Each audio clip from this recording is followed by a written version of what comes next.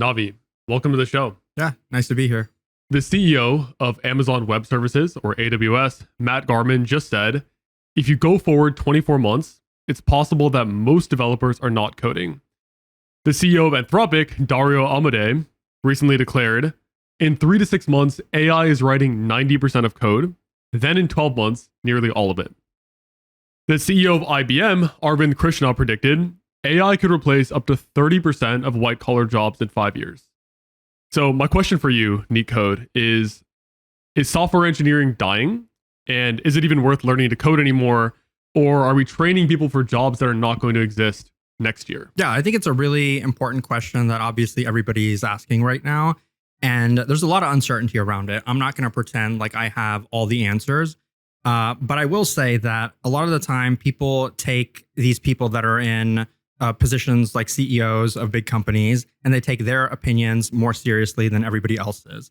But there's a lot of contradicting opinions right now. Like the GitHub CEO is saying other things. He's saying that they're actually hiring more juniors and that actually learning to code is even more important now. And so it's hard to think about it. But the way I think about it is we've been hearing these predictions a lot. We heard the exact same predictions, I feel, like a year ago. They said, well, wait until 12 months from now. I actually have a video that I made 12 months ago that I was saying, hey, AI right now is not able to clone my website, NeetCode, right now.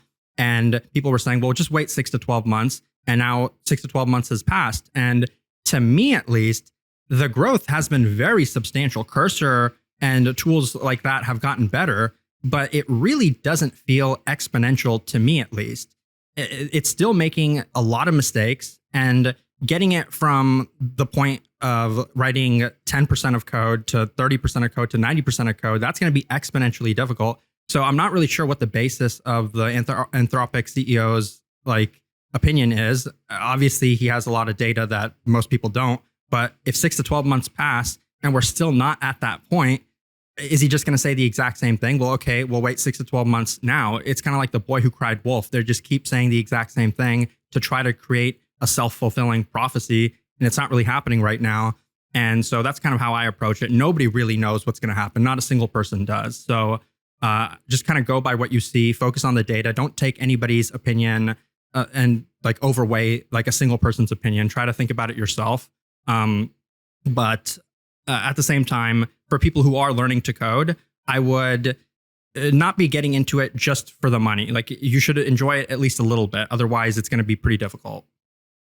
Yeah, when I read these lines from the Anthropic CEO, where he literally said, in 3 to 6 months, AI is writing 90% of code, he could be coming from the perspective that, sure, maybe AI is generating a lot of code, but it's an engineer prompting whatever AI tool to actually generate that code.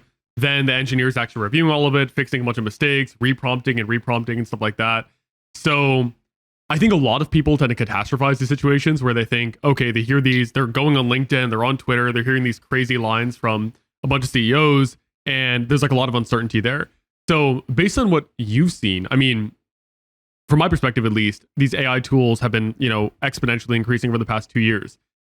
Anecdotally, based on what you've seen, based on NeetCode, based on what you've read online, do you feel like a lot of the number of entry-level engineers and even mid-level engineers are dropping in terms of hiring, or do you feel like hiring is staying the same or even going up, technically speaking? Yeah, it does look like there's been a lot of layoffs, of course, and there has been it's a lot harder to get a job now than it was 5 years ago or a few years ago. And there's a lot of reasons for that, I think. And honestly, the AI improving, for example, a senior or mid-level engineer can, they don't really need juniors as much because they can kind of prompt to get that code. And that might be a factor. I think it could be a factor to some extent, but it really doesn't seem like the biggest factor. The biggest factor I've seen is outsourcing. And surprisingly, nobody's talking about it on social media. It's not the interesting thing to talk about, but most jobs, especially from the big tech companies, the reason they're doing layoffs is because they're just hiring those same people in India and usually paying them about half the price. So that's the biggest thing that's going on right now. Nobody's talking about it. I don't know why, but that's how I see it. Got it. I'm just going to read off, because we're talking about layoffs at this point. I'm just going to read off some stats that I looked up before this interview. According to layoffs.fyi, over 22,000 tech workers have been laid off already this year, which is on track to match or surpass the 150,000 cuts that we're seeing in 2024 across more than 500 plus companies. Microsoft recently did a ton of layoffs and they're preparing even more. Intel is planning to cut over 10,000 jobs. And at the same time, the number of US college students majoring in computer science has actually jumped nearly 40% in 5 years, with more than 600,000 people across freshman, sophomore, junior, senior enrolled as of 2023, 2024. So with these kind of numbers where like layoffs are increasing, but also the number of people studying computer science is also going up, what are your thoughts on the job market for interns and new grads today in the world of software engineering and computer science? Yeah, it's 100%. It's more competitive. So for people who are studying right now, you should keep that in mind, that things have gotten more difficult. But I think things have gotten more difficult also from the perspective of hiring. Like if I want to hire a good junior developer, the talent pool is in many ways more diluted. I don't know where that's coming from. I think maybe the surge in CS majors is caused by maybe TikTok videos, people promoting the lifestyle of software engineers. And so that's like created a lot of supply. And a lot of that supply isn't really good. They're not people who care about coding. They just want to have like a really easy life and make a lot of money. And so if you're trying to hire somebody, now you look at a resume and the resume is AI generated and it's probably pretty good and it looks identical to everybody else's. So now you have no idea who's good and who's not. And that's kind of another reason that it's hard to get your foot into the door now. You might have the skills. You might be very, very capable. And it's just hard to prove it to people because your resume just looks identical to everybody else's. So one advice I would give to people is try to do something to stand out. Try to do something that's genuinely impressive. And it's going to be hard to do that if you don't actually enjoy programming at least a little bit. You don't have to love every moment of it. Nobody does. But you should get some kind of gratification from doing it. So that's kind of how I would think about it. Yeah, my stance on this is that I think tech was advertised as the next big thing. And I think it is the next big thing. If you look at like the big innovations that are going to change the world over the past 200, 300 years, I feel like the AI revolution, the software revolution is kind of the century definer change of the 2000s compared to, you know, the industrial revolution or the agricultural revolution. And I think there's a lot of hype around that in the 2010s, you know, after the Social Network movie came out, after Zuckerberg became a hit in like 2008, 2009, right? And a lot of people, I remember when I was in high school in the early 2010s, were saying that this is going to be the fastest growing field ever. So you should just get fully involved. And then there's a lot of hype around that combined with social media taking off and the visibility of like the tech workers' lifestyle, you know, exponentially increased. So I feel like based on those multiple factors, a lot of people who were not interested in programming didn't from a young age, you know, were not drawn towards problem solving or anything like that. They just drew themselves to computer science because they just saw it as like an easy way to get a good paying job and just ride the wave of tech and software engineering, which is why I think like that number where the number of CS majors is, you know, doubling almost every couple of years. And to your point, you said that just because there are more people doesn't automatically mean that those people are good, right? I kind of see it as like the rise of the mediocre CS major, people who just sign that degree, just enroll in the university because they feel like it's a guaranteed way to get a job. They're only doing their class projects, they're only doing their classes, and they're under this delusion that, oh, as soon as I graduate, I'll just immediately get a six-figure job without realizing that there's so many other things that have to do outside of just the degree and the classes. So to your point as well, you said that it's actually more difficult for employers because there's so many more CS majors, and how do you know who's good or not? And from what I've seen, as soon as someone starts to kind of master the fundamentals, so they get really good at LeetCode, they have a really good resume, they do a bunch of hackathons, they get a bunch of referrals, it's actually not that hard for that person who's very capable and qualified to get a job in tech, based on what I've seen anecdotally. Now, of course, when you look at all the stats, there's so many people when you go on Reddit, r/CS majors, everyone's like shit posting on there and complaining because there's so many more mediocre CS majors. So my question here is, what do you think the difference between the mediocre CS major is and kind of that Giga Chad CS major who ends up getting 5 FANG level offers? What do you think makes the difference there? Yeah, I think there's a few things. And so I guess before I answer that, I'll say that when people are looking for a job, what they're ultimately trying to do is like deal with that uncertainty of it, because it's a very like probabilistic process where it's just kind of random and people just want to have control over that process and they don't know what to do. So the things that I've seen that the people who are getting a ton of internships through college and a lot of like offers for new grad and stuff like that, they typically enjoy programming to some extent. Like they might not love it like every moment of it, but they enjoy it enough to create side projects, to explore new technologies, and to actually like care about their craft, to actually like take pride in what they do. They're not just going through the motions like, okay, I'm going to go through school, I'm going to get a job, and then I'm just going to work. They're not going through the motions. Like they actually care about their career progression. They want to be good at what they do.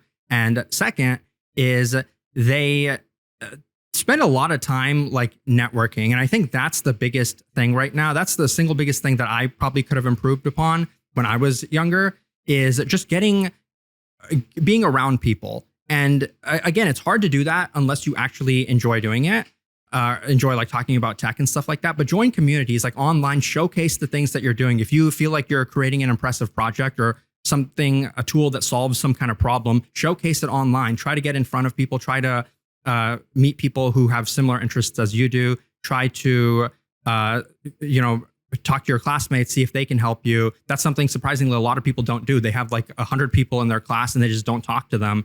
And it's just one of the easiest things to do, especially like if you just join a club or something, like getting involved and being proactive with your life. And a lot of this stuff is probably things that you've probably heard before. And so if you haven't followed this advice, you have to ask yourself, why? Is it because it's hard to do? Is it because you just really don't want to do it? Because you were just expecting to get a job and you thought it was going to be easy? Because let me tell you, once you actually get that job, it's not going to be trivial. I mean, you want to be a software engineer, and if you think just, cheating through everything, cheating through college, cheating through your interview, cheating on your resume, and then getting a job, and you're going to be set up for success that way, I'm sorry to tell you, that's just not going to happen. You're probably going to get that job, and then you're probably going to lose that job pretty quickly if you don't actually have the skills and you haven't actually put in the work. So that's what I would try to do. Try to get control over the process. Focus on the things that you can actually do, because there are quite a lot of things you can do. It's still a difficult process. And I know it can take a toll, like emotionally, on a lot of people, but you kind of have to make the decision for yourself, like based on where you are in your life and what you want. Listen up. If you're struggling to land an amazing software engineering full-time job or internship, or if you submitted dozens of applications and you feel like nothing is working, or if you failed multiple online assessments and interviews, or you just feel like you don't understand the process to land a great offer in the market of today, I actually run a school for people like you called the Software Engineering Accelerator. Now, over the past year, we've helped dozens of people land incredible jobs at internships at companies like Google, Amazon, Microsoft, Tesla, Salesforce, Adobe, LinkedIn, Capital One, MongoDB, JP Morgan, and the list goes on. And the best part about our program is that we actually guarantee the outcome. If you don't get the full-time job or internship you want, you don't pay. So if you'd like to work directly with me and my team of FANG recruiters and engineers to land an incredible job in tech guaranteed, click the top link in the description and submit an application to join us. Yeah, based on what I've seen, there are stats out there which, specifically looking at Google on the referral note, around 10% or less of applicants to Google have a referral that is submitted internally at the company, but over 30 to 40% of Google's hires came in with a referral. So we see a massive asymmetry there where the people who are getting hired, just by getting a referral, you almost 5 to 10x your shot of getting hired. Not only in terms of getting that first interview, but also when you have a referral, when you have an insider at the company, they're coaching you in the process. They're walking you through what are Google's values like, what's the interview process like, what should you be preparing, what should you be studying. And when you have connections at, all these big tech companies, it's almost like you have just a tribe of coaches around you, just encouraging you, not only getting you that interview, but coaching you through the process as well. And finally, it almost like gives you more opportunities too. So let's say someone at Amazon or Meta who's involved in hiring. They could let you know, okay, like there's new positions opening up. Amazon is allocating X amount of budget towards new grads. You should start preparing the leadership principles. You should start practicing LeetCode. Here's a referral to get the first OA. So I think referrals and networking is kind of that alpha that people are missing nowadays. And I've talked to a lot of computer science students, hundreds at this point, and I've never seen a single person who has gotten 20 or 30 referrals who didn't have at least an internship or a new grad job. Like if someone's getting 30, 40 referrals, they have a job. It's just kind of a given, right? So I think that's a big thing there. But on your point about once you get the offer, you have to actually do the job. I think this is something that people don't realize. There's a massive obsession about getting a job in tech. It's like, I hear people nowadays who are saying that once I saw that offer letter, that was the greatest day of my life. And I felt the same way. Like, some background, I didn't tell you about this yet, but I actually got a great Shopify return offer. It was Shopify's, I think at that time they were fully remote. It was 2023. It paid like well into the six figures, fully remote, like flexible hours. I could digital nomad. It was kind of like a dream come true, right? I was like, wow, this is everything I wanted in life. But then within 2 or 3 months, kind of like with that mid to 2023 wave, they rescinded the offer and canceled about 50 to 100 intern return offers. And that kind of launched me to a bit of a depression because I'd kind of accepted that this is going to be my job. I was going to graduate with a great Shopify full-time offer. I stopped LeetCoding. I stopped practicing. And as soon as that happened, it kind of like sent me down a bit of a spiral for 1 or 2 months. But luckily, 2 months later, I went back to networking. I started grinding LeetCode. I started interviewing, and I got another great offer near my school, which is, a great another 6-figure offer. And that was honestly one of the best days of my life was when the CEO called me and he said, yeah, we'd love you to join our team.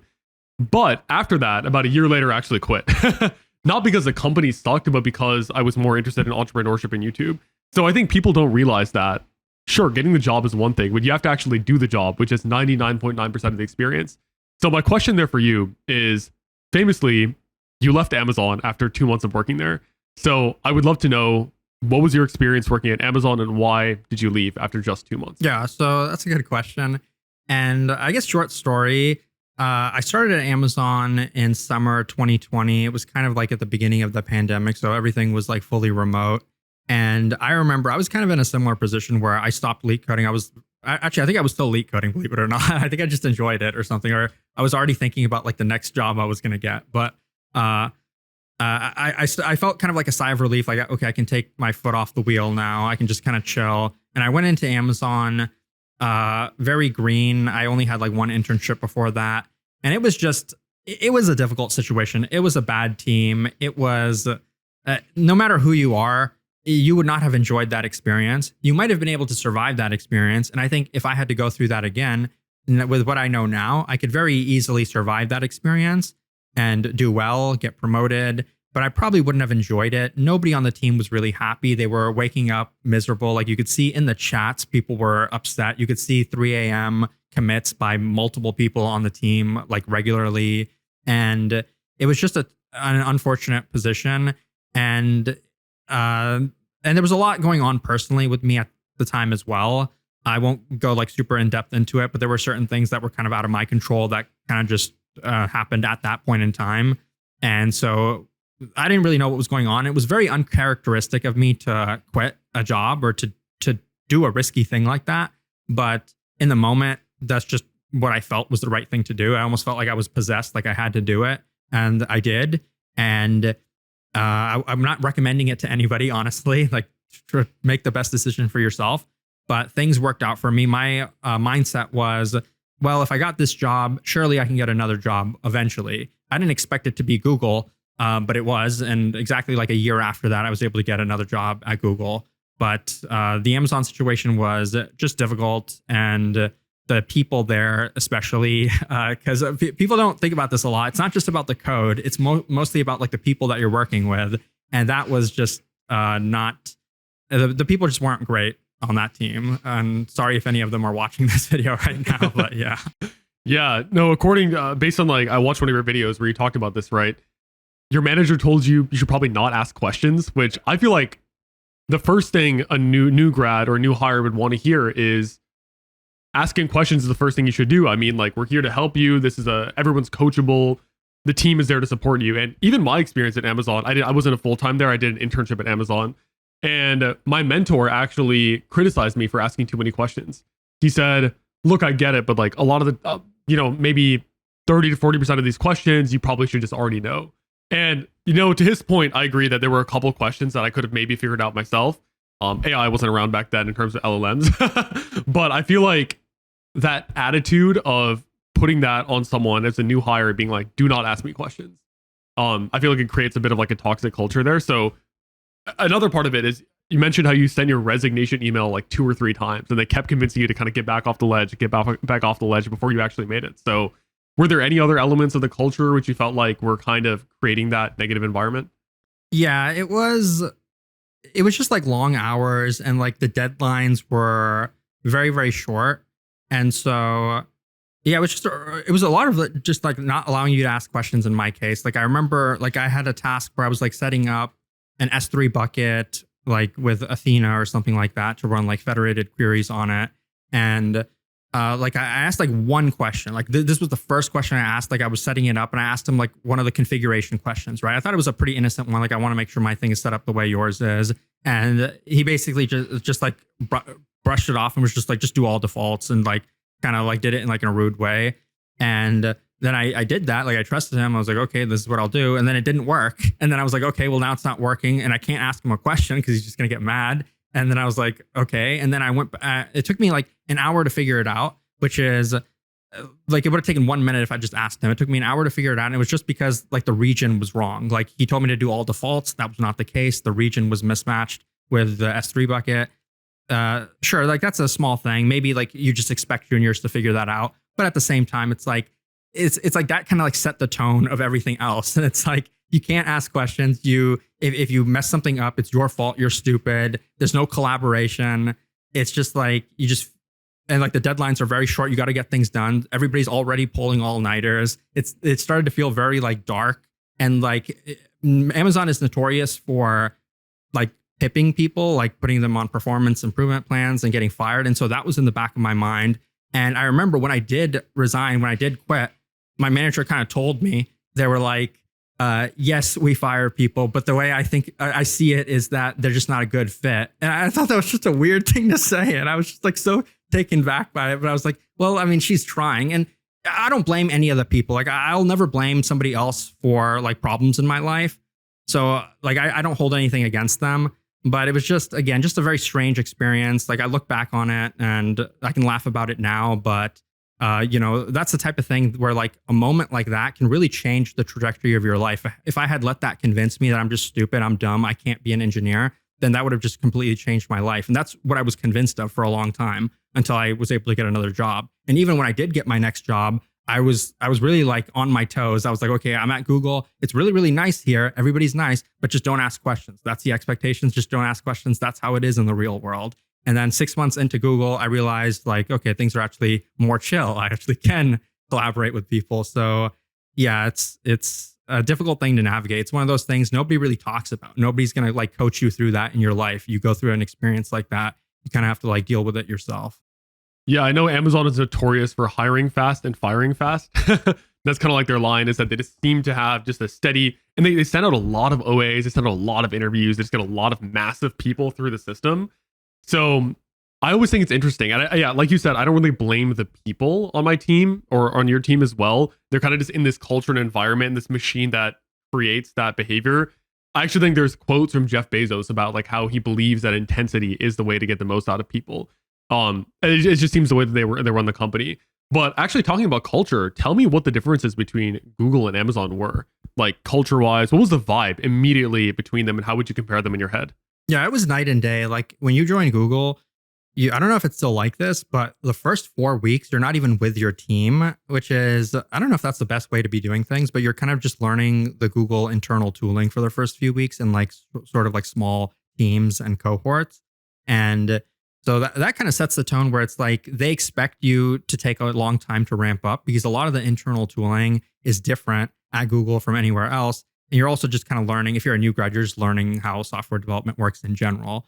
And so that was big. And in terms of like the technical side, Google, like the tooling, I will say it's generally like less fun working at Google because the tooling is so like, it's like a tech island. You're never going to use this anywhere else. And a lot of the interesting problems are already solved at Google. Like at Amazon, you might be like implementing like some AWS services. You're going to use AWS services to solve a problem, putting them together, doing a little bit of designing. At Google, there's a little bit less of that because pretty much any problem, like scale-wise problem you have is already solved by the internal tools. And what you're going to be doing, instead of solving like the interesting problems around distributed systems, you're just going to be updating config files. And it's kind of boring because sometimes you might not know what to do. And you have to, instead of learning like the fundamental CS concepts, you're learning how do these tools actually work. I have like a weird analogy, but I almost describe it as like, instead of programming, you're like moving M&Ms around where it's like, you don't really know what you're doing. You're just kind of like it's like a very different interface for programming that you're given that you're not really used to. That's how it felt to me. So yeah. Yeah, it's so interesting how different companies, it's like night and day. I feel like before, when you're like outside of the industry, and when as opposed to being on the inside, you don't really realize that you're still a software engineer, right? Like your title says software engineer L3, L4, like you're still an entry level developer, right? But you're doing completely different things. And I don't think people realize that picking the company you work for actually determines the quality of your life by a huge amount. It sounds like you heavily enjoyed working at Google far more than working at Amazon. So I'm actually curious, talk to me about what was the journey between the day you quit Amazon to actually making it at Google. I know based on your video that I watched, there were like some rocky ups and downs, like mental health concerning and stuff like that. So what was that journey, and how did you feel like you actually, for like a phoenix from the flames, landed that amazing offer at Google that changed your life? Yeah, so there were a lot of things that happened. So after I quit, my plan was, okay, I'm going to be super motivated. I'm going to try my best to do everything that I can. And, I can't really control the outcome, but I'm pretty sure eventually I'll be able to land a job because of that. It was kind of tough. Like during COVID, there weren't really a lot of people hiring at that point until like 6 to 12 months later. But emotionally, I just kind of hit like a bottom. Like I that's what I thought was going to happen, but I just did not. Like as soon as I quit, I just kind of lost all like energy and like the will to live. And I just kind of like, then I didn't really have much going on. I was trying every day. Like I was trying to just even get out of bed, go for a walk, just do something. If I tried to sit down at my computer, I just couldn't. Like I just did not have the will to do it. I just felt like throwing up or something. Like I would just get like crazy thoughts just like flashing in my brain. And I'm not trying to describe it like it's PTSD or anything, but it kind of felt like that in the moment. And so I tried my best and I just couldn't really get through that. I fell into a lot of like problems. I took a lot of drugs and alcohol, and those kind of messed me up. And they left definitely like made things harder for me. So I would not recommend that to anybody. But at some point, something just almost snapped. I don't know if it was the drugs or if it was the moment or some kind of spiritual thing, but I just kind of snapped and I was like, I'm just tired of this. And like, I want to do something. I'm tired of just kind of living in this limbo state. I'm going to do something, whatever happens. I can't control the outcome. I'm going to do something. I'm going to make LeetCode videos because that's something I enjoy. It's something I can help other people, and it can help me prepare for interviews at the same time. So I'm going to make a LeetCode video every single day. And surprisingly, once I kind of had that mindset and I had like something going on, something that I felt was like a productive activity, a good activity that I was doing consistently, it kind of brought me back on track and made coding easier for me. And for whatever reason, during that 12-month period, all I did was LeetCode videos. Believe it or not, I did not study any sort of computer science stuff outside of that. I did not do any personal projects. I didn't do anything. So I took like a gap year where all I did was LeetCode. I got pretty good at it. And eventually hiring started picking back up. And I saw there was like a Google started hiring. And the day that I saw that post, I applied like immediately, because you want to apply as soon as you can to those positions to get the interview. And I was lucky enough to get the interview. And during that, there was like a lot of hurdles. Like my recruiter, he was supposed to send me the invite to schedule the meeting or the interview, but he just didn't for whatever reason. I followed up with him multiple times. He still didn't. Then I CC'd another person that was like the technical sourcer that contacted me for Google. And I CC'd him on the email, and then he responded. So I really had to like fight to even just get the interview scheduled. But eventually I got it scheduled. I got the interview. I wasn't even nervous the day of the interview for whatever reason. Usually I'm super nervous for interviews, but in that moment I had felt like I prepared so much. I was pretty calm. And I did really, really well on the interview. And then I got the offer. And then about a year after quitting Amazon, I joined Google, and the rest that's just how it went. Yeah. I like to call these moments FTEs, or like fuck this events, where like a lot of people have that during like massive life changes. It sounded like you had one of those at Amazon. There's probably a moment where you just were like, dude, I can't do this anymore. For me, I had like a moment where I actually quit my job. It was the environment for my company wasn't bad. Like it was an okay environment, but I remember when I was working as a full-time software engineer in the past couple of years, I actually loved doing YouTube on the side. So I would wake up in the morning at maybe 6:30 or 7, spend 1 to 2 hours scripting, filming, writing. Then I would show up right at 9:05 because the daily stand-up was at 9:05. I would take like a 1 to 2 hour long lunch break, which is a crazy long lunch break, just to keep writing, keep filming more videos. and then I would leave right at like 5 p.m. so I could get back to doing YouTube. So it was almost like software engineering for me. It was just a fuel so I could actually work on YouTube.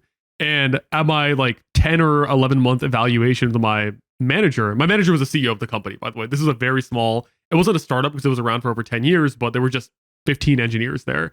So the CEO would like sit next to me every single day. So I'd interact with them on a very like daily basis.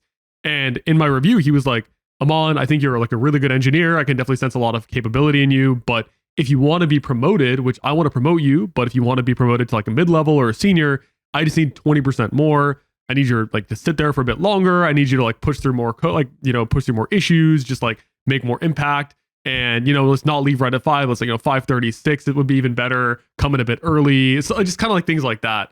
And after I heard that, at first I was thinking, okay, like I'm gonna have to do this because I want to get promoted. But then I actually took a step back and thought to myself, okay, why am I not already doing that? Because there were other engineers on the team who were doing that. Like I knew a guy who would come in on the weekend. He would show up super early. He'd leave super late. And he was obviously a senior engineer because he made a lot of impact. But I realized I wasn't by default doing that because I didn't want to do that, because I wanted to focus on what I liked, which was YouTube, right?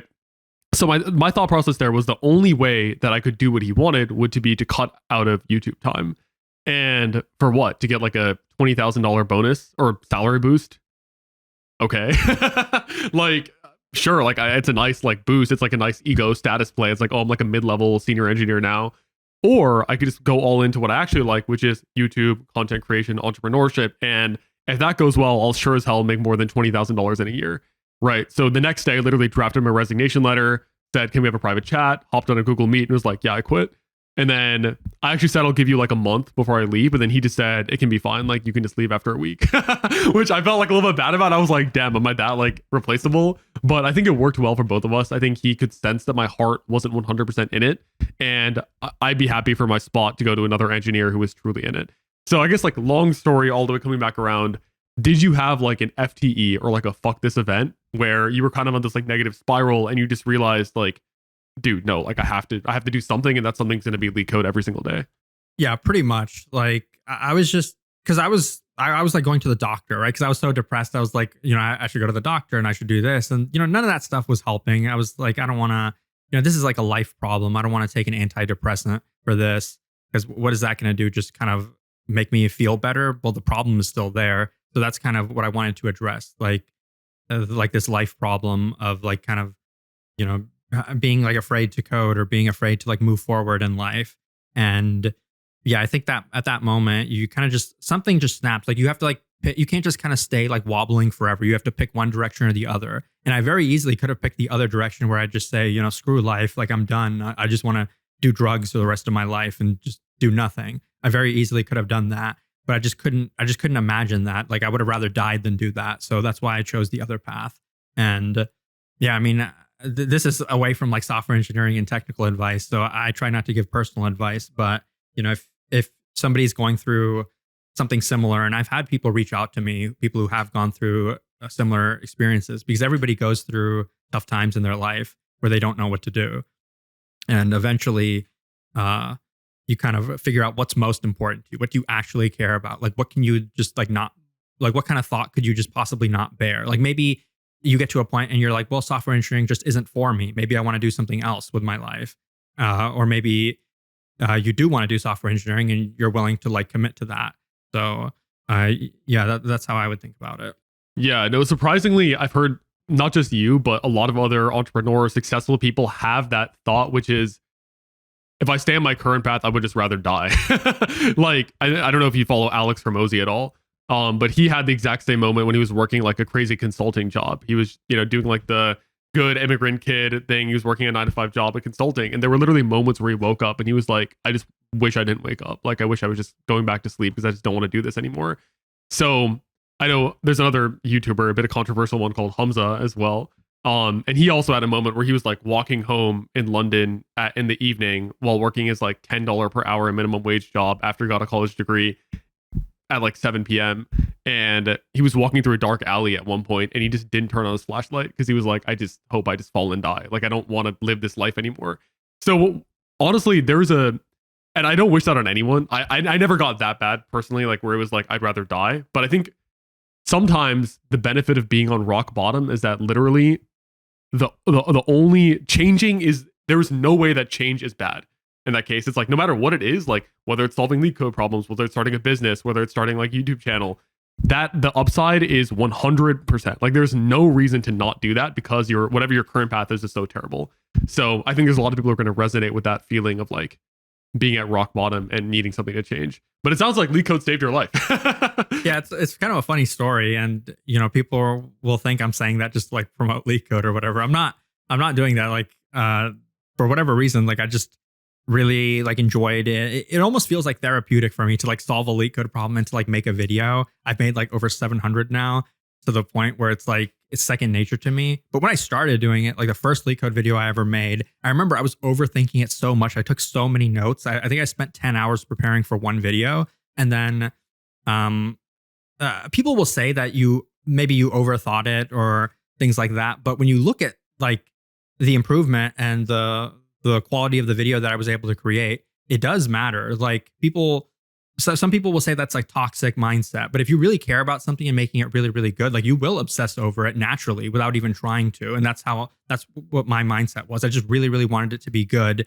And sometimes it wasn't. Like sometimes if I spent more time, it would end up worse. But over just making a lot of videos, I improved, and then kind of got to the point where I could make them a lot more quickly. And yeah, so that's just like a skill set that just like practice makes perfect. Like there's no other way to say it. Absolutely. No, I always tell my subscribers and everyone I talk to that LeetCode is kind of like going to the gym for CS majors. You're not actually solving LeetCode problems on the job. I think everyone knows that, but it's like training your brain to just like be a better problem solver and to think fast.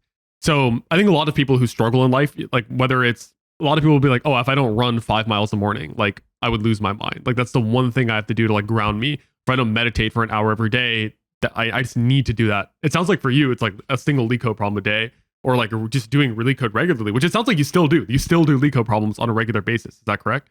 From videos usually. Yeah, exactly. So you're still like, practicing that side of your brain. Why did you decide to make a video about LeetCode? Why not just solve the problem? I think a lot of people out there who want to get good at coding, they don't think to film themselves and spend 10 hours on their first video and then post that. So if you go all the way back to your first YouTube LeetCode video on NeetCode, why did you even consider making a video about it?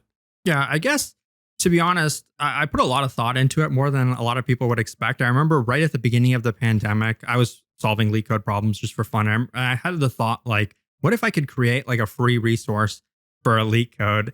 And at the time, there was something called like Algo Expert that some people still use, but that was like a paid service. And then there was just LeetCode itself, which has a lot of problems, but like not really explanations. And I thought, well, what if I could create something like that for free? And so for that reason, I started making videos about it. And then I kind of like forgot about the website idea, to be honest. I just started making videos. It was 2020. And I thought like these are going to help people. They didn't really get that many views, but I still enjoyed it. And it was still like, there was definitely progression happening. It was very, very slow, but seeing any growth is obviously better than seeing no growth. And the fact that it was consistent kind of made me think like, hey, this is helping people. I'll keep doing it. And then eventually it started blowing up. And then like 2 years after that, I actually put all the videos into like a website and then made it free. And that blew up more than I expected as well. There was a lot of inspiration I took from other people as well. There was like a sheet called like Sean Prashad, which was just a list of like problems grouped by pattern. And I took inspiration from that. And I was like, well, I could create something like this and I could add video explanations to it and people will find that helpful. And that's kind of what happened. Yeah, it's interesting how in a lot of environments, just an incremental upgrade ends up blowing up, right? Because if you think about it, and a lot of like the elements of your business then and even now like exist in other areas, but kind of putting it all together, packaging it, making it streamlined and doing it slightly better, that just takes off. I remember when I was preparing for my coding interviews a couple years back, I would sit there with 5 or 10 people when we put a NeetCode video on the TV. I don't know if people tell you that a lot, but like that's how we would do it. And LeetCode, like we all had LeetCode Premium, so we could see solutions on there and videos, but they were just so bad. I don't know why they didn't put effort into making good explainers, because none of us ever read the LeetCode solutions. We would all just go to like your solution. We would just search like, I don't know, 3-sum NeetCode, right? Or like 4-sum NeetCode, you know what I mean? And just like watch these videos instead of reading the LeetCode solutions. And then like that insight of making the list on your website, neetcode.io or whatever it is, with the checkboxes and like multiple lists with the videos associated with it, it just seemed to blow up. And I know now, I haven't prepared myself for coding interview in a little bit of time, but I know now you actually have like a solver in there. Like people don't even need to go to leetcode.com. That's something I want to talk to you about on part 2 of this episode. It's like the business moves behind cutting out LeetCode entirely. But I guess talking about LeetCode here, LeetCode has been under fire, I feel like, for the past couple of years. First of all, a lot of people say that it's irrelevant and it's useless. You don't do LeetCode on the job. So why are these tech companies asking LeetCode problems?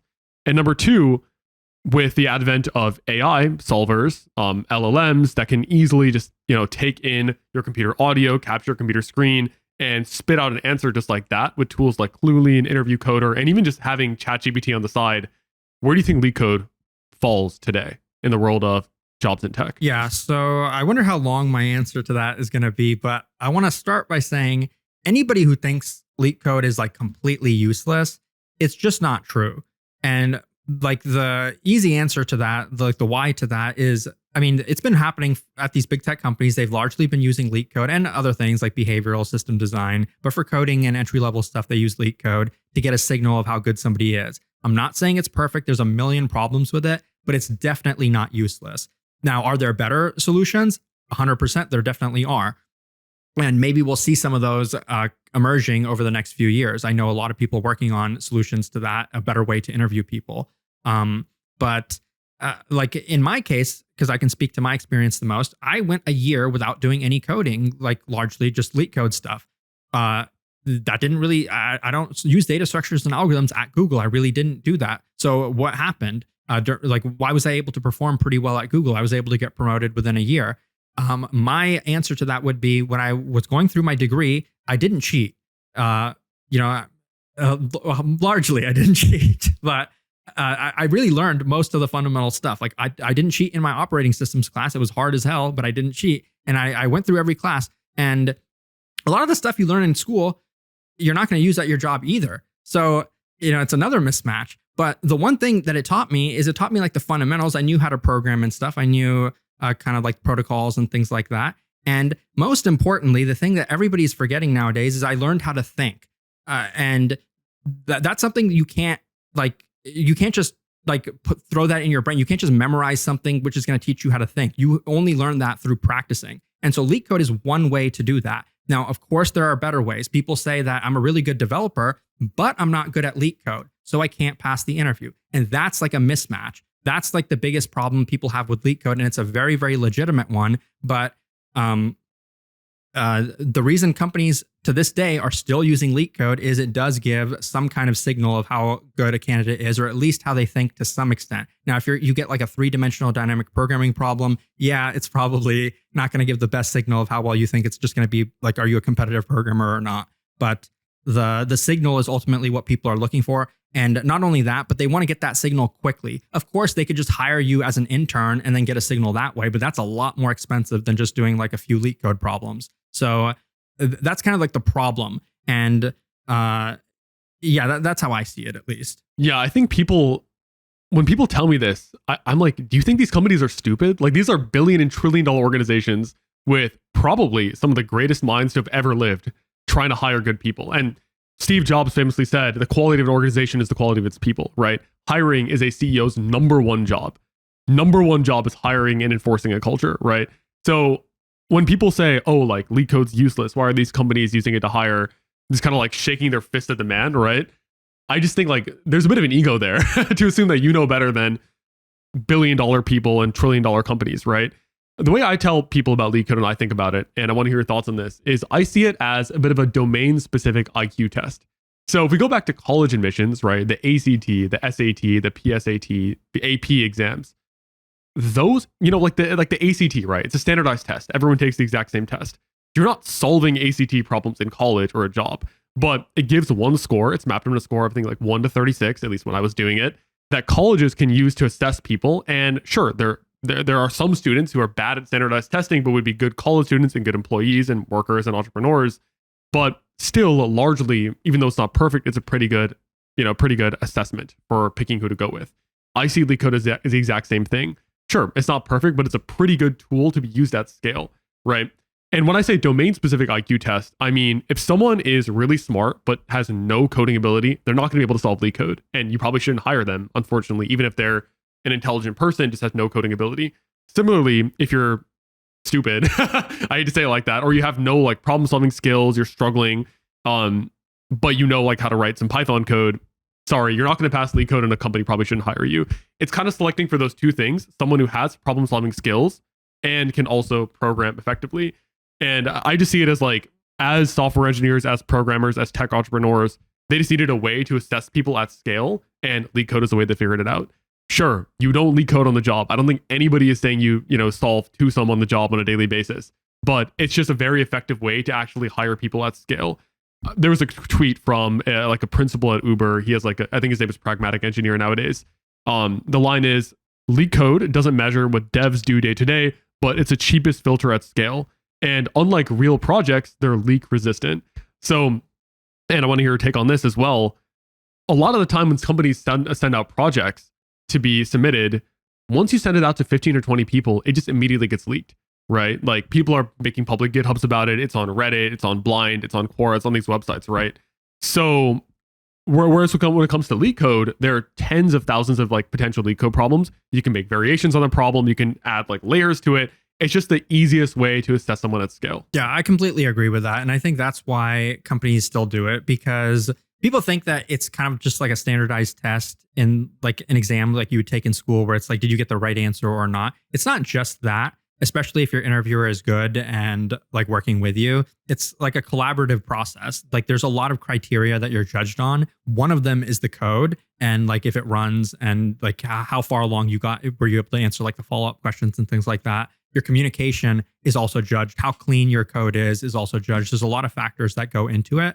So like I think it's a decent process, but at the same time, if I'm hiring somebody like for my own company, maybe I'll make LeetCode like a portion of it, because you kind of get to see like how sophisticated is somebody, like are they able to understand like data structures and algorithm problems, like even like a easier medium one. And you also get to see them actually coding. But there are companies that do other things. Like I think Stripe is a company that has a different interview process where you're actually writing code that's more practical to the job. But I think their filtering process for actually giving job interviews is a lot different. So they really only get people from like the top schools and things like that. So I think LeetCode is like a democratized way. Like if you look at other industries as well, like if anybody can just grind LeetCode and get a job, like that's a pretty good system. Even if it's unfair to people who are already good and have like a skill set and they're already experienced with like 5 or 10 years of experience, like it might be unfair to them because they don't have all the time in the world to grind LeetCode like a college student might. Really quick, guys. I've personally worked with hundreds of computer science students and software engineers to help them land incredible, high-paying jobs in tech over the past few years.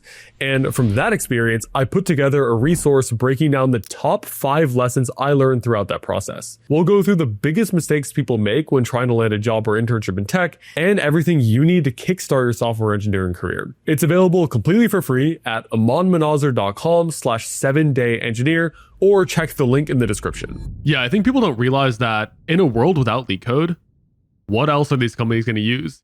Do you want people to only be hired from Ivy League schools? Because I feel like that's even more unfair than LeetCode.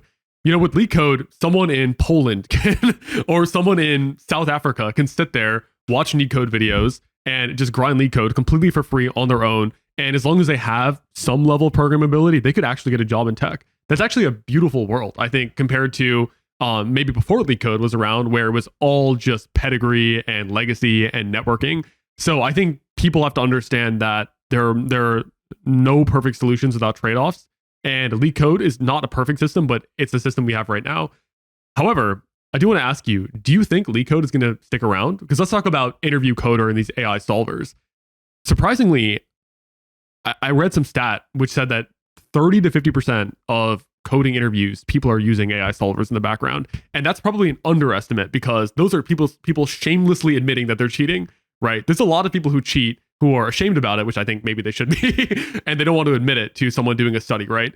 So I think it's safe to say a large proportion of people doing interviews and OAs are using AI tools in the background, right?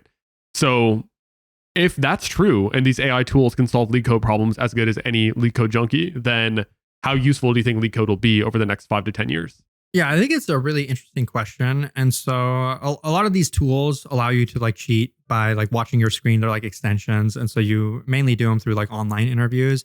And over the last, like since the pandemic, every interview has pretty much been online. So I can't really speak to the effectiveness of them. I've seen people say that they like, some people say that they don't work and they got caught and then they got in trouble. And some people have said they got offers from it. So I can't speak to how effective they are, but I wouldn't. These tools have been around longer than people think, actually. Like I remember hearing about them almost like 2 years ago. And I think Interview Coder is the one that went viral, and the CEO of that is pretty like out there. So he's promoting it a lot. And I think he got in trouble with Amazon or something for that. And so now people are wondering, well, like, are the companies just going to stick with it? And I'm not sure, honestly. Like, I'm almost surprised that LeetCode interviews are still the system that companies are using. That tells me that either they just don't care enough to change the system, or they find that this is currently the best way. Because if you can imagine a better way to interview, which I can't really think of anybody who's proposed a really, really good way just yet, like it's going to still involve coding. It's going to still involve some component of problem solving. And ultimately, it's going to involve you like thinking through problems. So it can't be that different from LeetCode. Whatever the emerging system happens to be, it's not going to be that different. But I think eventually we might see a different system, but it's hard to say. Like I know people that are working on creating like a different style of interviewing, and they're going to try to sell it to companies, and it might work out. But for now, like people ask me, has NeetCode traffic gone down? Has your business been affected? Surprisingly, it hasn't. Like, and this is the honest truth. I can show you like the Google Trends data or the Google Analytics or whatever. NeetCode is still alive. It's still working, and people are still using it because companies are still asking these questions. And I'm not exactly sure when that's going to change. Yeah, actually, I want to hear your thoughts on Roy Lee as well. I think about you and Roy Lee are almost two sides of the same coin, because both of you guys are helping people with LeetCode. Your approach was, okay, I'm going to democratize the LeetCode and data structures and algorithms education. I'm going to make it so anybody who can actually learn and develop their skills enough to solve it. And his solution was, I'm just going to build a tool where people can pay and just it'll solve it for them. So it's interesting how both of you guys are kind of in the same side of the same coin here. So when you heard about that, which I'm sure you heard about it as soon as it came out, as soon as it went viral, do you think that it's a positive reckoning for big tech? Do you think it's something that was bound to happen and you're glad? I mean, it was going to happen eventually, and it's probably good that these tech companies have to face it? Or do you feel like it's a bit of a negative overall for both the interviewers and the interviewees? Yeah, I mean, I kind of believe in like free markets. So like if this is not the best system, then it should get replaced. Like something should be replacing it. If Roy Lee is going to point out like a flaw in the system, then like that's a good thing. He should be doing that. And obviously he's not doing that out of the kindness of his heart, but like it's still like a valid thing to do. But I mean, the easy solution to that, I almost wonder, are companies just going to move the interviews back to in person? Are they just going to interview less people? Or are they just going to use some other criteria? Like this solution that Roy Lee is proposing, well, it's not really a solution, but he's pointing out the problem. It could have some unintended like consequences. So it might be a better system. It might not. I think him as a person, he actually DM'd me before he went viral, but I missed it. I think it was on Twitter. I wasn't following him, so I didn't see it. But maybe I'll have a chat with him at some point. He seems like a nice guy. If he wanted to talk, I'd be willing to. But yeah, I think his style is very interesting. But I respect it. Like I respect it from like a strategic point of view, because he has a strategy. Like obviously he has a certain personality and whatever, but his strategy is very interesting to follow. So I think that's I mean, I respect it. So yeah. He's almost like the Jake Paul of software engineering, right? Recently, and I don't want to date this podcast too much, but there was an article about how he threw some massive party in the Cluely office, and there were, I don't know if the police were called or something, but just some crazy thing. And that just it's reminding me of 10 years ago when like Jake Paul had these content houses and throwing these crazy LA parties, and it would just get into the news. So he definitely is someone who understands the game of attention and social media. So I'll give it that to him. And he's obviously a very capable programmer as well. I think based on what I've read about him, he was a competitive programmer in high school. He was doing USACO, he was doing these, like Math Olympiad kind of style for computer science. He had solved hundreds of LeetCode problems. So I think what people don't realize is when they see that, oh, Roy Lee used Interview Coder to pass Amazon, Capital One, and whatever other companies, he could have probably passed them anyway. Like he was clearly a very good programmer in general. So I don't doubt that these AI tools are helpful, but I think that he's also just a very capable guy in general. But the way I see it is that it's almost like he just threw a grenade at the system, but didn't really propose a solution. I don't really know what his solution is. What does he want? I think it's like he created this tool, he put it out there in the market. Anybody can just cheat on these interviews, but I don't hear the flip side of it, which is, oh, what's a better way to interview? I've never heard him in anywhere actually answer that question, which is, what is the alternative? Because an idea for him would be like, okay, I'm going to throw a grenade, but I'm also going to build a solution, right? I'm going to do both at once to kind of accelerate the change. But I have not really seen any kind of proposed solution from him to these LeetCode style interviews. Yeah, I think he's probably not really concerned with that, to be honest. I think he just has like a certain marketing shtick that he's like sticking to, which is a good strategy. I mean, I think people aren't like seeing through that. The people who maybe take him a little bit too seriously don't understand that is his marketing thing. And he's pretty transparent about it. He's saying like, guys, this is what I'm doing and this is why I'm doing it. And for some reason, people are still taking it like seriously.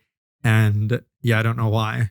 Yeah, it's a bit of like the Streisand effect where I don't know what these Amazon and Columbia executives were thinking when Amazon forced Columbia to try to expel him. Otherwise, they wouldn't hire any of their graduates. And then Columbia put him on trial and was like, you can't publicize this. This guy already posted videos of him using a cheating tool. Like, I don't know what they were possibly thinking. And I think the fact that, no, it was because Amazon and Columbia put pressure on him, which is why it went viral in the first place. If Amazon had just not even acknowledged it, if Columbia hadn't done anything about it, it probably would have been 100 times less viral.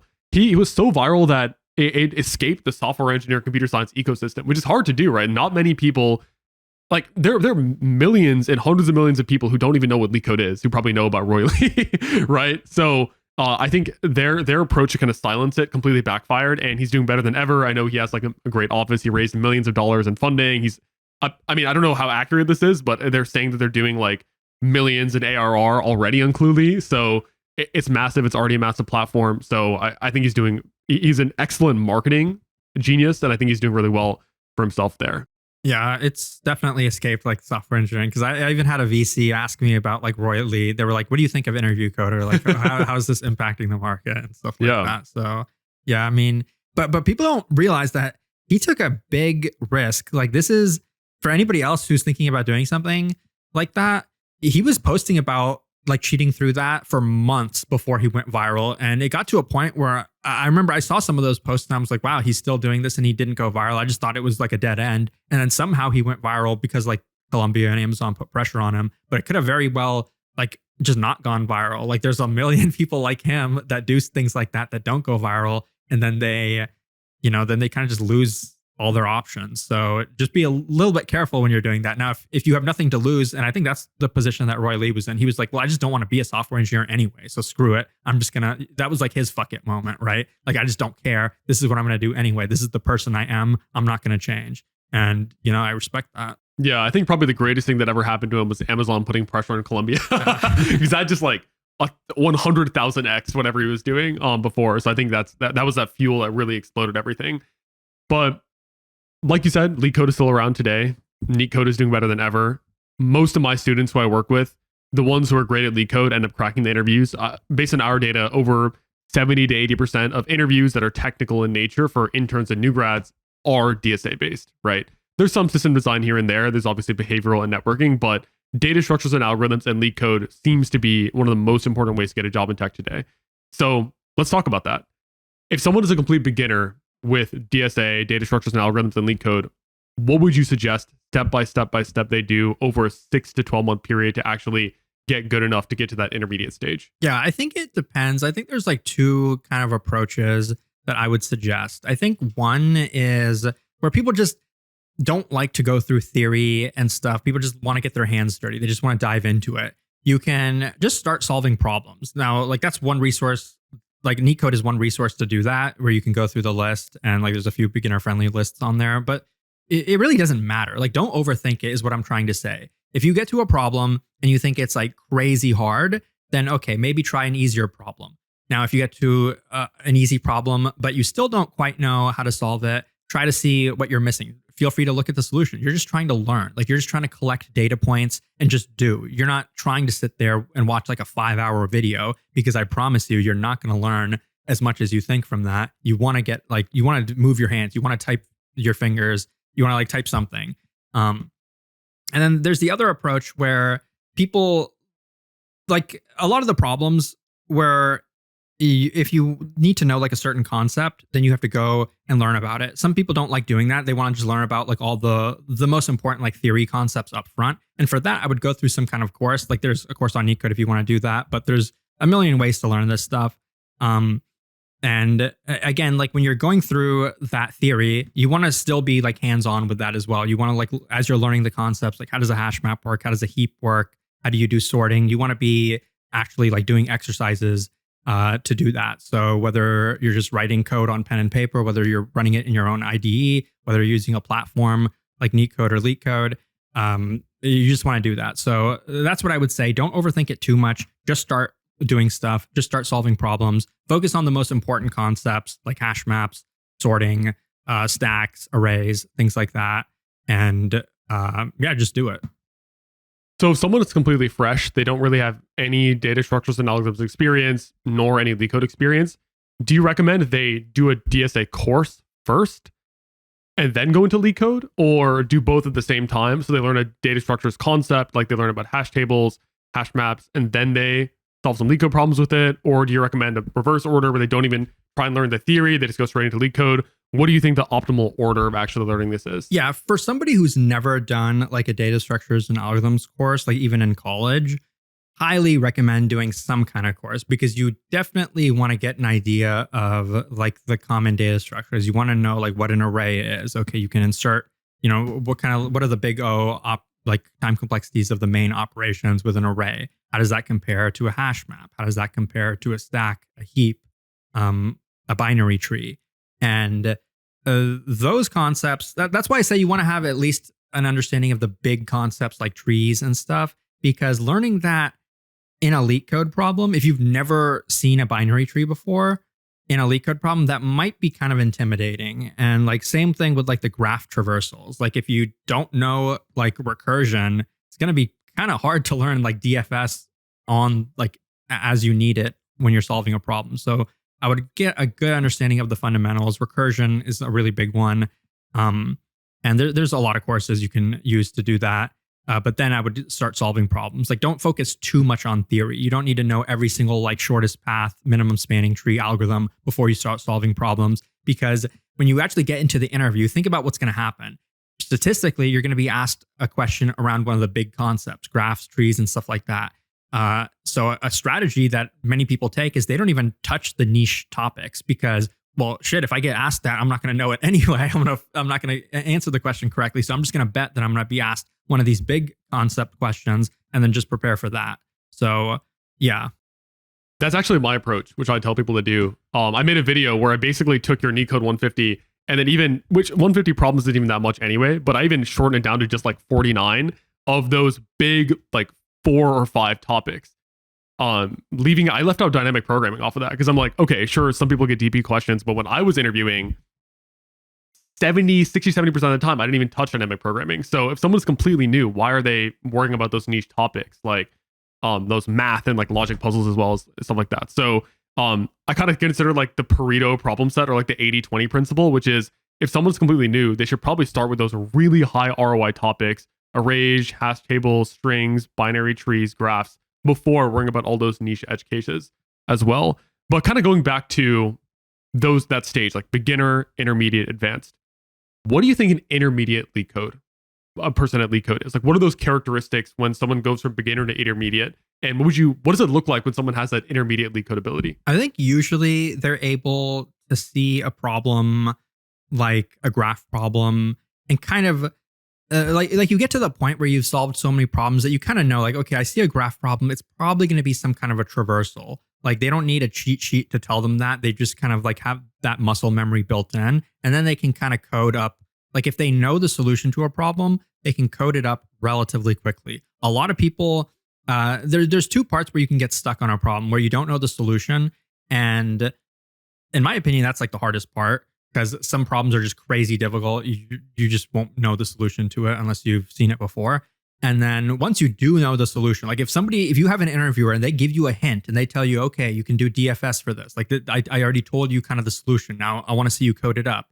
Well, you should be able to code up it pretty quickly. Like that's the easier part. You should know how to implement these algorithms. You should have practiced it so many times that you can kind of do it without thinking about it too much. At least like the core template. Like if you have binary search is done a certain way. You should know the core template pretty quickly. Same thing with graph traversals. Same thing with like a sorting algorithm. You should know it pretty quickly. So just kind of having like that muscle memory and then having a good familiarity with like the big concepts that you mentioned. So I think that's kind of like, that's a reasonably good LeetCoder, because now you're in a position where, okay, now you can start tackling some of the more advanced concepts, because there's no way you're going to learn an advanced concept unless you know the fundamentals. Like you've got to be really, really good at recursion before you start learning some of those crazy algorithms. I feel like people don't even realize that LeetCode often is two parts.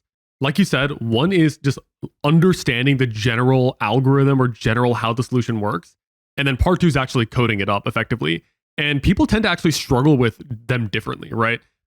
I think one example would be, let's say you take like a pure math major or like a mathematician. I'm sure like, mathematicians, they can think of like, oh, this would be like a way you do it. And they can maybe write like a formal proof about it, but they probably can't, maybe they couldn't code it up because they don't know how to code anything, right? On the other side, you could have like a bit of like a code junkie, someone who's building like tools since they were like in high school or middle school. Sure, maybe they can code something up, but they don't have the problem solving ability to actually come up with that solution.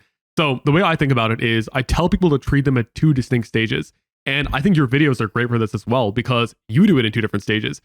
I don't believe, and correct me if I'm wrong, you don't seem to code it in Python until you've actually discussed the theory with a pen and a paper on like your iPad or whatever.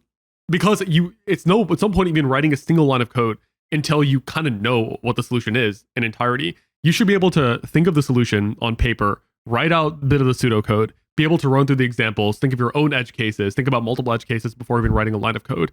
So I think one of the best ways to do it, like you said, is to split those into two phases and work on them independently of each other. But kind of going from that beginner to intermediate transformation, how long should the average CS major take? Let's say they've done one data structures and algorithms course, 1 or 2 semesters of some basic algorithms.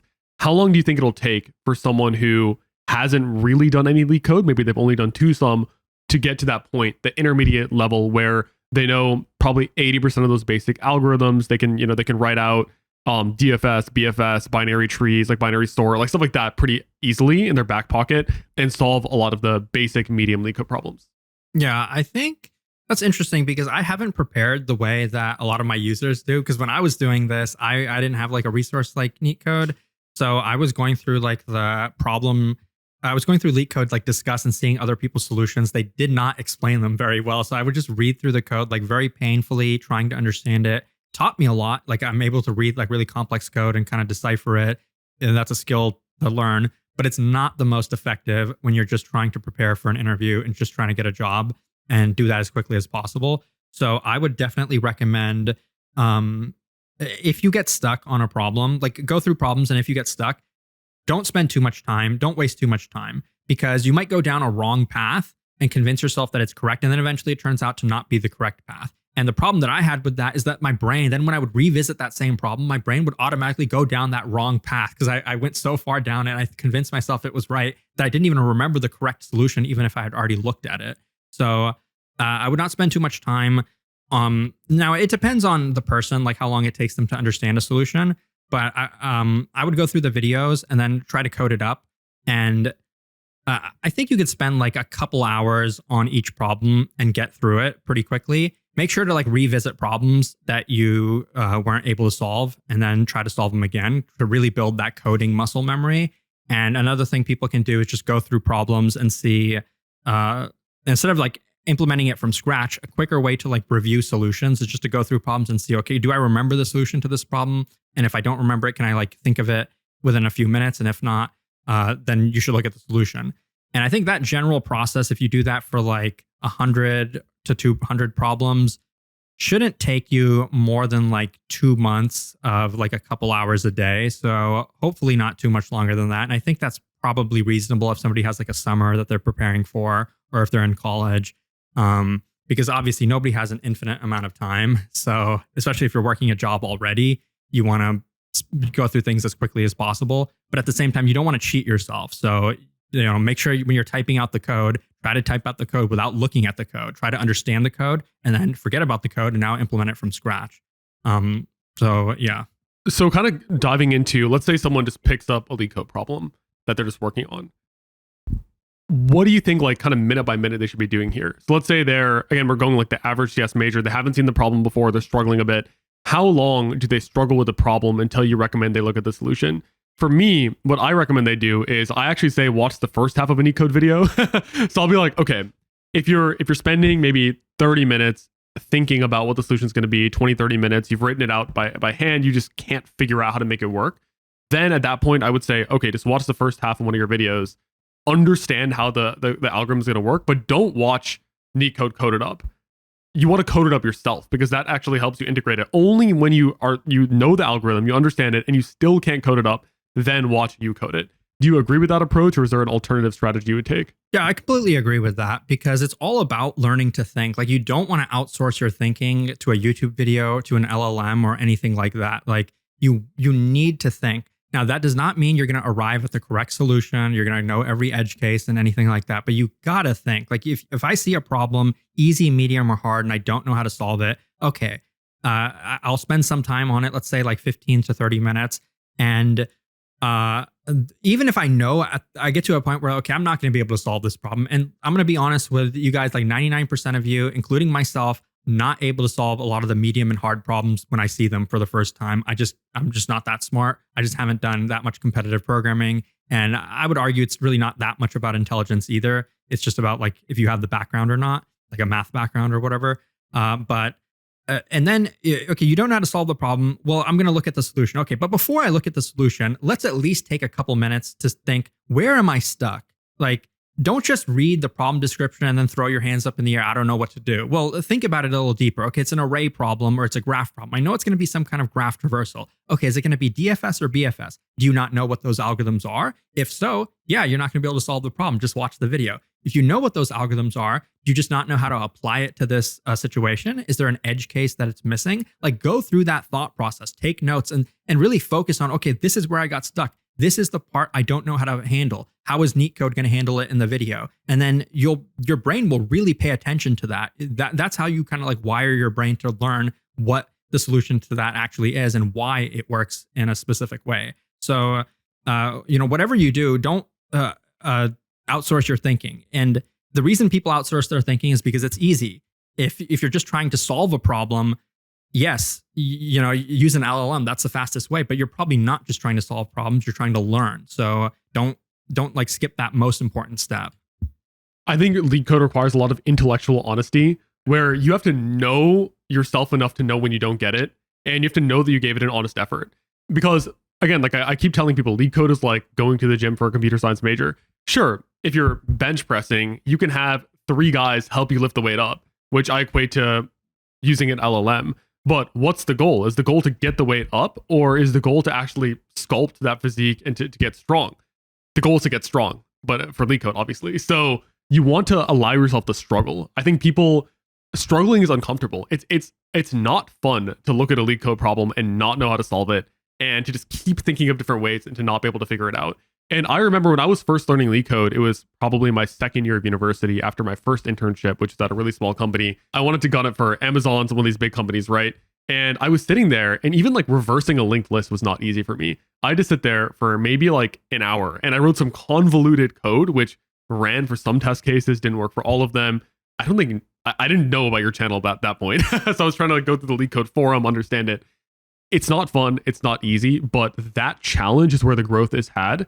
And before you know it, if you really accept the challenge and you keep going, within 6 months, you'll start to look back at those problems and they'll just come like that, which is honestly a magical feeling to look at a problem you solved 3 to 6 months ago, look back at your formerly submitted solutions on LeetCode, look how horrible the solution is, and realize, wow, like I can write this so much better now, because that growth happens in the background. So that's at least how I think about it. Yeah, exactly. And I think, yeah, I mean, that's exactly right. I agree. Yeah. So quick question before we move on to some other topics. How often should someone go back and revisit old problems? That's a big question I get a lot is what's a good cadence here of doing new problems versus old ones and redoing solutions? Yeah, I think that's a good question. I think if you do revisit a problem, you want to give it a little bit of time before you go back. But there's so many different strategies. Like if you're solving problems of like a specific topic, maybe you're weak in trees or something and you really want to practice that, I think maybe it makes sense to kind of review problems as you're learning a new one, just to make sure that you didn't forget anything. Because if you're progressing to harder problems, really got to make sure you understand the easier ones first. But I think you want to review pretty regularly. I mean, depending on how long it takes you to review, you might just keep a spreadsheet. And I mean, this is actually, I'm adding like a notes feature in NeetCode in a couple days, but you want to be able to review relatively quickly. Like maybe it's been a month, you practice 50 problems or something. 50 problems is pretty quick to review. It should take you like an hour or two if you're just kind of reviewing like the solution of the problem and just kind of like the main topics of the problem.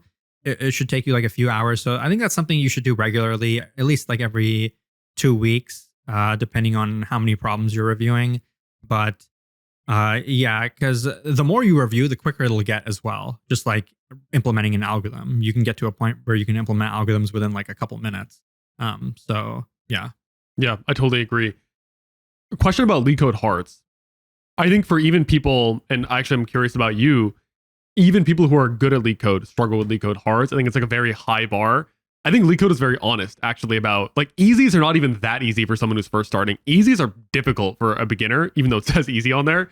So do you think LeetCode hearts are even worth trying? Do you feel like that bar is so high where it's just not even worth aspiring to? Or do you think you want to get to the point where you can solve hearts occasionally? For most problems, you probably don't need, like, the hard problems are too hard. I think there's a lot of like common ones like merge case sorted lists and stuff like that, which are worth doing. And most of those are like a part of like the NeetCode list. But yeah, I think like even for me, if I had been asked like a bunch of hard questions at Google, I probably wouldn't have passed. Like I think a lot of people go into an interview and they think they got asked a hard question, but usually they don't. Most companies don't ask hard questions because if they were, I promise you the supply of LeetCoders right now isn't high enough. Like if you go through the LeetCode contest, there aren't enough people solving the hard problems. There just isn't that much of a supply of them. You might get unlucky, and that's very unfortunate, but I would definitely focus on like the high value problems and also the high value topics. Because like you said earlier, like dynamic programming, I mean, that's the concept that's probably going to take most of your time, and it's probably the least likely to be asked. And even if it does get asked, maybe you have a low chance of passing it in that case. So it's like, it's kind of a numbers game. You want to solve the big topics more. I always think it's funny when there were times where I would solve a LeetCode hard and then I would feel so proud of myself. First try. Honestly, the first time you solve a LeetCode hard without looking at the solution, you'll remember that problem for the rest of your life, or at least you'll remember that day. And for me, I've done it like several times, or not that much, but occasionally back when I was grinding for these interviews, and it feels amazing. But it's always funny when you look back and they change it to a medium because you're like, wow, I guess that was too easy of a hard. There was one time where I was interviewing for a meta internship in my second year or something before I was good at LeetCode. And they gave me, I think it's like vertical sort binary trees. I don't know if that's the exact problem. Maybe you could correct me on that. But I believe it was a hard at the time. So I had a bit of ego. I was like, oh, they gave me a hard. Of course I didn't solve it. But then 1 or 2 years later, I checked and they made it a medium. That's funny. So I was like, damn, all right, I guess it was a medium. But I agree. I think most of these interviews don't actually give LeetCode hards. There may be like slightly harder LeetCode mediums or just medium level problems. Yeah. And if you could think about it like this, where like, let's say I have 100 people and they're all like LeetCoders, it's not exactly like a stack ranking system. It's more complicated than that. Like one person might be better at certain topics than another person. And that matters a lot. Like maybe you just don't know what a monotonic stack is. It's going to be really hard to solve those problems, but you know some other niche concept and vice versa. So it's kind of a numbers game as well. Yeah, I think it's so funny when we're like throwing data structures out there. Just correct me if I'm wrong. There's a problem called like daily Fahrenheit or something, right? Which is like daily temperatures. Yeah. No, and there's just, I think on like the NeetCode list, there's just less problems for that like stack than some other ones. I actually think it's interesting because I know a lot of people who struggle with graphs, and are good with other areas. But for me, graphs are always so much easier because you can just, half the time you can just chuck DFS at it and just get like 75% of those right. And they're just different. Even on like the NeetCode list, there's some good ones on there, but I feel like a lot of them are just DFS, DFS, DFS, DFS. And on a lot of interviews, if you're really confident at DFS, you kind of just throw that at a graph problem and get it right like 60, 70% of the time. So I agree. It's interesting how different people have different strengths and weaknesses in those different areas. Yeah, exactly. Yeah. Changing topics here to the big questions. Is computer science worth studying today? Yeah, that's a good question. And I think I see plenty of people, I know plenty of people that are studying it and they are getting offers still. So I think if you enjoy it, if it's what you want to do, I would definitely study it because especially around like the AI question, well, if software engineers get replaced, there's a lot of other careers that are going to get replaced as well.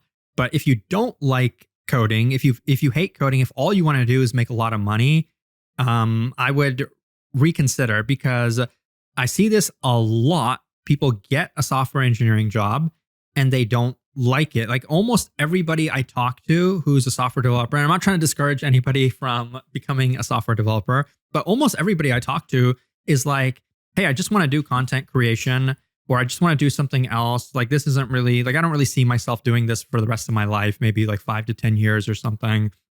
And that's fine for them, but some of them are even worse. They're like, I just want to quit now. And like every day they just want to quit and they want to do something else. And some of them do quit and then they don't really like their other thing either. But so that's something I would think through because you're going to spend so much time trying to get a job that even if you get the job, if you don't really enjoy it, then, or if you hate it specifically, then it's not really going to work out. So that's what I would think through. But at the same time, I know a lot of people are in a position where you just want a job. You just want to do something. You don't really care about being the best in the world. You just want to kind of have your life and live it and do something. And if you're in that position, I guess it's up to you to decide. But just know that things have gotten more difficult. But if you're really, really good, if you work really, really hard, I think it's reasonable that you could get a job in software engineering for sure. I still think to this day, even with all the negative hype surrounding software engineering, it's still one of the best, higher paying, stable careers out there that someone can do with the best benefits in lifestyle, even today. But I agree. I think people don't realize that once you get a job, you do the job, right? Like your life is going to be doing that job. And if you hate that job, it doesn't matter if you're getting paid $150,000 a year, which I think is actually, people think like, oh, it's a 6-figure job, but yeah, you're in the Bay Area and like 30% of that is stock anyway. But even so, I think if you hate coding, if you're not interested in software development, even if you get a high paying tech job, you're going to hate your life. And there's a lot of other ways to make money in the world other than just being like a software engineer. So I would recommend doing it. I agree with you. I'd recommend doing it if it's something you're genuinely interested in and not just trying to like brute force your brain into like forcing yourself to like it as well. Yeah, absolutely. Awesome. Thanks for doing this. Yeah, for sure. That's today's episode of the Software Engineering Accelerator podcast. Thank you so much for watching. Now, if you want early access to every single one of these episodes, head over to Apple Podcasts or Spotify or any other podcast app and follow the Software Engineering Accelerator podcast. That's right, you can listen to every episode early on the podcast apps before they get released on YouTube. So make sure to go over and follow on Apple Podcasts or Spotify and turn on notifications or check the links in the description. And finally, always remember, help will always be given to those who ask for it. So click the top link in the description if you want our help to accelerate your software engineering career and land your dream job or internship.